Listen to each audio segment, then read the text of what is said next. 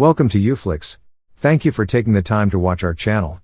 Today YouFlix will summarize the film entitled, The show is set in a parallel universe and it begins in the year 1969. Everyone around the world is taken aback by the first moon landing. However, it's actually the Soviets who have accomplished this. The people at NASA are in shock as they watch a Soviet cosmonaut become the first person to step foot on the moon. Come, comrade. Free cheese for everyone. The next day, at a meeting, the chief of the astronaut office, Deke Slayton, reveals that Apollo 11, America's latest attempt to send a man to the moon, is scheduled to launch in 2 weeks. So, he orders astronauts Neil Armstrong, Buzz Aldrin, and Michael Collins to continue with their training as planned. However, the news of the Soviets sending the first man to the moon has shaken the morale of the astronauts. They appear distraught. So, Deke decides to let them take the weekend off. The astronauts appreciate this and go to a bar, which is famous among NASA employees. There, a reporter approaches astronauts Ed Baldwin and his crewmate Gordo Stevens. It turns out the two were crew members of the Apollo 10 mission, whose aim was to travel close to the moon's surface and observe the landing conditions for Apollo 11. They are now set to go on the Apollo 15 mission. The reporter pesters Ed and Gordo about losing to the Soviets and makes snide remarks about them returning back to Earth without landing on the moon. This upsets a drunk Ed, and he goes on a rant against NASA. He reveals that the space organization is scared of taking risks after the first Apollo mission tanked and resulted in an accident that killed all the crew members. The scene then cuts to the NASA HQ, where the main administrator, Thomas Paine, astronaut office chief Deke, and director of Manned Spacecraft Center, Wernher von Braun, demand answers from a CIA agent as the American spy agency failed to warn NASA about the Soviet moon landing. In the CIA's defense, the agent replies that they reported 2 unmanned rocket launches, but they turned out to be manned. Desperate to get an American on the moon as soon as possible, Thomas asks if they could move up the launch of the Apollo 11, but von Braun rejects the idea. The next day, Ed's earlier comments about NASA go viral. It's in the news. This obviously doesn't sit well with the superiors, so Deke reprimands him and reveals that von Braun has decided to remove him from the Apollo 15 mission. Instead, Ed will be assigned to a normal office job. The latter tries to protest the decision, but Deke won't hear any of it. Following this, the story skips forward 1 month, and Apollo 11 is finally ready for launch. At Mission Control, Flight Director Gene Kranz gives a motivational speech to all the staff and reminds them that the outcome of the mission will shape America's future for space travel. Moments later, Apollo 11 finally launches, and the entire nation watches tensely from their homes. To everyone's delight, the craft safely reaches space, and ultimately the moon's orbit. Afterwards, Neil and Buzz make their way towards the moon's surface, while Michael stays behind in lunar orbit. As Ed watches the mission from the bar, his wife Karen attends a watch party hosted by Deke's wife Marge. The two get to talking, and Marge explains that Deke could put Ed back in the Apollo 15 mission if he publicly states that he was misquoted by the reporter. However, Karen mentions that duty, honor, and the truth matter a lot to her husband, and he would never agree to it. Elsewhere, Neil and Buzz slowly approach the moon's surface and prepare for landing. However, as they get closer, they struggle to find a good spot. This makes the two panic, so they are forced to make an abrupt landing. Because of this, the mission control loses telemetric connection and all other means of communication with Apollo 11.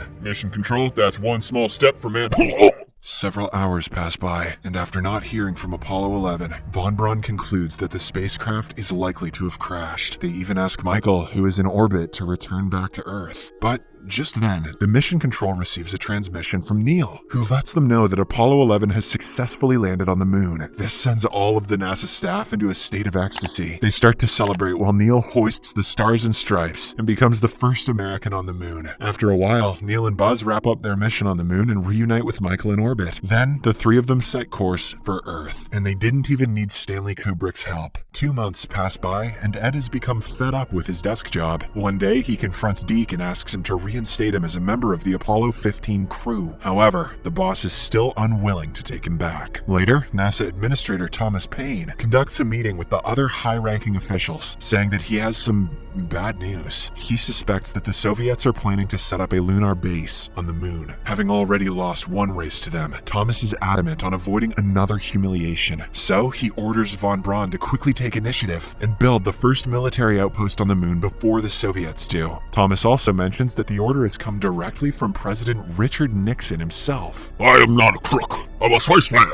Meanwhile, it's revealed that von Braun used to work in Germany, where he developed the V-2 rockets. These rockets were used by the Germans in World War II, and they claimed the lives of hundreds and thousands of innocent people. Therefore, von Braun rejects the president's orders, stating that he doesn't want to turn space travel into another battlefield. Later, he talks to his disciple, Margot Madison, who is an engineer at NASA. She appears to have an interview with the flight director Gene for a position in mission control. Unfortunately, the interview does not go as planned, and Margot leaves the office in frustration. She is certain that she will not get selected. However, the next day, von Braun enters her office and proudly announces that she is the first woman to ever be in mission control. Hearing this, Margot becomes excited and hugs him tightly. In the next scene, Ed is approached by Administrator Thomas Paine and a congressman. The latter gives Ed a chance to get back into the Apollo 15 program, but only if he does them a favor. Ed will have to bring von Braun down by falsely testifying in front of the committee, who are investigating NASA's failures. Ed is hesitant about the offer, as although he doesn't see eye to eye with von Braun, he still respects him. The congressman simply asks him to think about it, revealing that even the president wants it to happen. A few weeks later, Ed is seen at the Congress hearing in Washington, D.C. Surprisingly, instead of framing von Braun, he takes the fall for the Apollo 10 mission, much to the congressman's dismay. Later, he resigns from NASA and decides to re-enlist in the Navy. Nevertheless, the hearing committee manages to corner von Braun by bringing up his work association with Nazi Germany. Von Braun expresses extreme regret over the misuse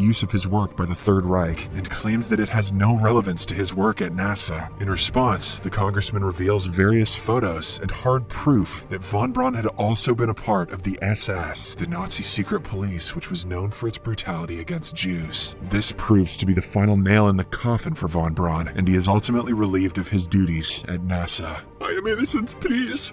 I love the Jews. The scene then cuts to the launch of the Apollo 12 mission, which is set to explore the moon and find a suitable site for the lunar base. The same day, Deke pays Ed with some good news. After the termination of von Braun, the new director has decided to reinstate him back into the Apollo 15 mission. The news elates Ed, as it has always been his dream to do something for his country. As the two continue talking, Karen arrives there and asks them to turn on the news. Surprisingly, the news reports that the Soviets have sent another spacecraft on the moon, and this time, a female Russian cosmonaut has successfully stepped foot on the moon, making her the first woman ever to achieve such a feat. The Americans are livid at the achievement, and with pressure mounting on them, they make it their ultimate goal to set up a lunar base before the Soviets. Therefore, Gene and Deke decide to also assign Apollo missions 13 to 15 to survey potential sites for a lunar base. Shortly after, NASA Administrator Thomas Paine enters the room and informs the two that the president now wants a woman on the moon. This is a problem for NASA, as it doesn't have any female astronauts. However, Thomas suggests the names of two potential candidates, Molly Cobb and Patty Doyle. Both of them were part of the now defunct Mercury 13 project, whose aim was to send women to space before it got cancelled in the early 60s. Deke takes both women into consideration, and he is presented with more potential candidates, including Danielle Poole, a NASA engineer. Later, Thomas tells Deke that the president has floated an idea to send Gordo Stevens to space with his wife Tracy, who is also a former pilot. Deke is hesitant about the idea, but Thomas forces him to get on board. Later, Deke visits Gordo's residence and briefs the couple about the proposal. To his surprise, they love the idea and accept it without hesitation. Upon seeing Gordo unusually excited, Tracy gets suspicious, and it's then revealed that Deke had offered him a guaranteed slot on the Apollo 15 mission if he managed to convince his wife to undergo astronaut training. Following this, we're taken to the year 1970. Tracy and 19 other female candidates enter their astronaut training class. Deke introduces himself and reminds the ladies that it will be a very rigorous training. All of them will be graded, and the ones with the best results will proceed to the next stage of the program. The course starts, and Tracy in particular has difficulties keeping up with the other candidates. She continuously ranks last, as the number of candidates drops to 10. Tracy also starts considering dropping out from the program, and this results in a heated argument between Gordo and her. He tries to convince her that it is a golden opportunity, but Tracy believes that he is only doing this for himself. In the next scene, we are taken to a NASA meeting, where they are discussing some pictures of the moon taken by a satellite. The pictures reveal the possibility of the presence of ice. There's also a little man in there. Gene mentions that water on the moon could change everything. Similarly, an engineer emphasizes that they may be able to drink the water, grow plants, and even make rocket fuel. Maybe even get superpowers like in the Marvel comics. However, this cannot be confirmed, and Ed mentions that they will find out more about it on the Apollo 15 mission. After After the meeting, Thomas asks Deke about the female astronaut training program, and the latter reveals that he has set up desert training for the women. This is because he wants to prepare them for a potential scenario if they botch their landing from space into unknown territory. At the desert survival training, Deke briefs the women about their next test. They will have to reach a certain destination in the desert, and everyone will be graded and timed on their individual performances. Soon, the test begins, and all the women begin their journey under the scorching hot sun. After hours of walking, Tracy notices that a fellow candidate named Ellen has injured her ankle. Without any hesitation, she tends to her wounds and slowly makes her way to the finish line with Ellen, sacrificing her own mission. That was a Chad move, a Harry Potter-ass move, you know? Meanwhile, Mercury 13 alumni Molly and Patty reach the finish line before anyone else. Tracy and Ellen are the last ones to make it, much to the astonishment of Deke, who is surprised by Tracy's generosity. The next day, the names of the remaining 5 candidates are announced, and to everyone's surprise, Tracy and Ellen have made it on the list, along with Patty, Danielle, and Molly. Shortly after, Deke calls Tracy into his office and compliments her on her instinct and guts. But he also mentions that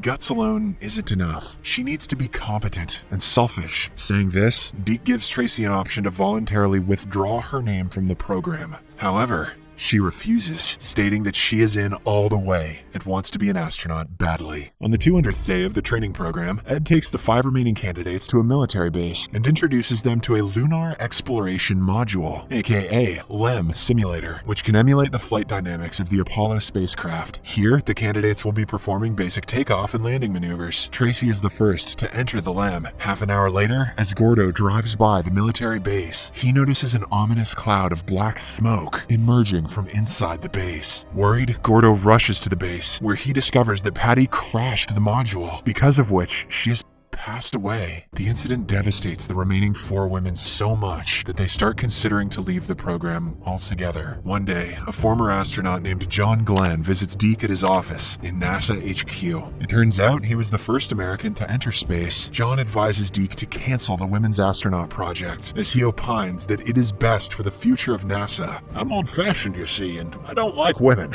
Deke, however, refuses to do so, as he has trained the female astronauts continuously for almost a year. Later, at a NASA meeting, Gene reveals that satellite images show that a Soviet spacecraft has crashed on the moon, which has claimed the life of at least 1 cosmonaut. Although the Soviets have kept the mission and the incident under wraps, the CIA suspects that they were trying to set up a lunar base near the alleged ice formations. This makes NASA realize that the Soviets are again one step ahead. After the meeting, Thomas approaches Deke inside his office and informs him that the women's training program has been canceled by the higher authorities, much to his dismay. The scene then cuts to a surprise press conference at the NASA HQ. There, Deke speaks to the media and announces that Danielle, Ellen, Molly, and Tracy are the first women to successfully pass NASA's required astronaut training, and introduces them as astronauts. This makes the reporters very confused and happy at the same time. Later, Deke visits Ed and informs him that he has decided to replace Gordo with Molly as the crew of the Apollo 15 mission. Ed is not pleased with the removal of his friend, but Deke forces him to have dinner with his new crewmates, Molly and Frank Sedgwick, the 3rd Apollo cosmonaut. Expectedly, Gordo is devastated by the news, and he returns home drunk. This initially infuriates Tracy, but when she learns about his dismissal from the Apollo 15 mission, she immediately comforts him.